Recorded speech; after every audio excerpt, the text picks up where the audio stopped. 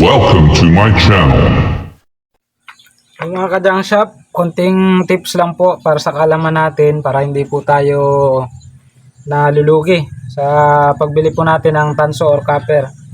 So dati po meron na po akong ilang video na pagtuturo po kung paano po malalaman ang tunay na copper at saka hindi copper.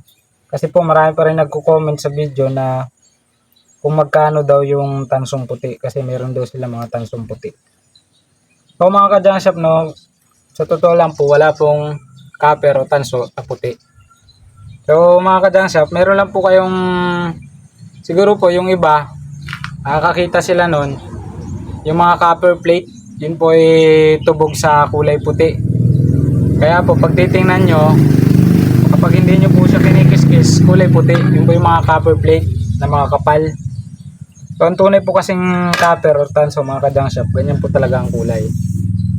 O mga ka-junk shop, kapag kulay puti po, kiniskis natin at kulay puti, hindi po yung copper mga ka-junk shop. So katulad po nito mga ka-junk shop, no. So ito po, compare natin, no. Yan. Kulay copper po siya, di ba? So pero yung loob niya kulay puti. O ito po mga ka-junk shop, hindi po copper, ito po ay aluminum. Ito po ang tunay na copper. So ito po parehas, ito po galing sa electric fan, sa motor na electric fan. Ito po yung copper naman na galing sa motor na electric fan. Ang pong pagkakaiba. So ito po yung alloy, maputi. Ito naman yung tanso. Yan, kung mapapansin nyo, mapula. So mga ka-junk shop, para hindi tayo naluloko. Tapos, para tandaan, unang-una, ang aluminum po magaan. Ang tanso po mabigat. Katulad po nito mga ka-junk shop, no. Ito. Ang nakakuha natin sa mga electronics scrap. So mga ka-junk shop, kalimitan kasi ngayon ginagamit sa mga, lalo na yung mga China made, mga aluminum na po. So, paano nyo malalaman? Subukan nyo rin pong putulin o kiskisin po ng kahit lagari o matalas na bagay. Makikita nyo po yan mga nagakulay puti.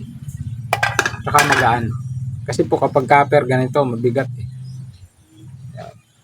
O mga ka-junk shop, ito pa panibagong tips, no.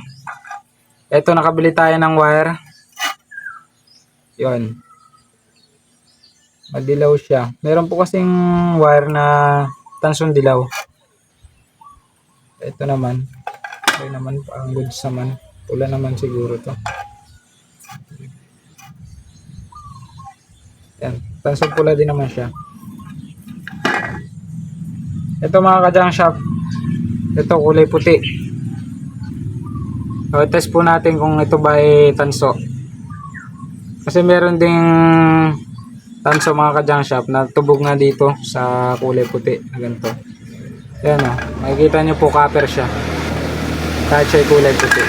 So mga ka-junk shop, lahat po ng tanso or copper ay ganyan po ang kulay. Kala lang ng iba kulay puti, pero kapag kiniskis nyo po yun, tubog lang po yun.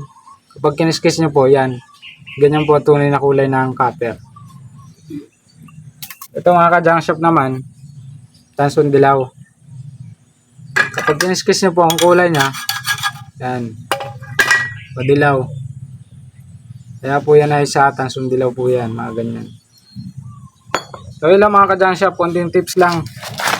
So huwag po kalimutang mag-subscribe sa YouTube channel natin. Saka paki-comment na rin lang po kung may mga requested kayong video. Maraming po salamat.